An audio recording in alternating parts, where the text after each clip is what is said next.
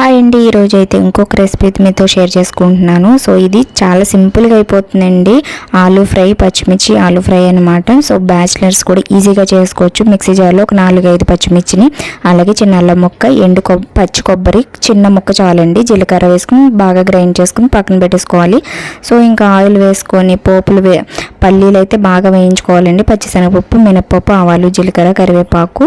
So ఇంకా ఎండుమిర్చి అవసరం లేదు, ఆల్రెడీ మనం స్పైసీగా పచ్చిమిర్చిని గ్రైండ్ చేసుకున్నాం కాబట్టి. సో ఆలూని అయితే ముందుగా ఉడికించుకున్నాను. 80% ఉడికించుకుని బాగా ఫ్రై చేసుకుని కొద్దిగా పసుపు వేసుకుని ముందుగా గ్రైండ్ చేసుకున్న పచ్చిమిర్చి పేస్ట్ని అయితే ఇందులో వేసేసుకుని లాస్ట్లో కొత్తిమీరతో వేసుకుంటే కొద్దిగా పసుపు, కొద్దిగా సాల్ట్ వేసేసుకుని టేస్ట్కి సరిపడా సాల్ట్ వేసేసుకుని బాగా కలిపేసుకోవాలి. నా దగ్గర కొత్తిమీర లేదండి, కొత్తిమీర వేసుకుంటే ఇంకా టేస్ట్గా ఉంటుంది అనమాట. చాలా సింపుల్గా అయిపోతుంది, టేస్ట్ అయితే అదిరిపోతుందండి. సో ఇలాగ రైస్లో కలిపేసుకోవచ్చు, లేదంటే రసంలో తిన్నా సరే అదిరిపోతుంది అనమాట.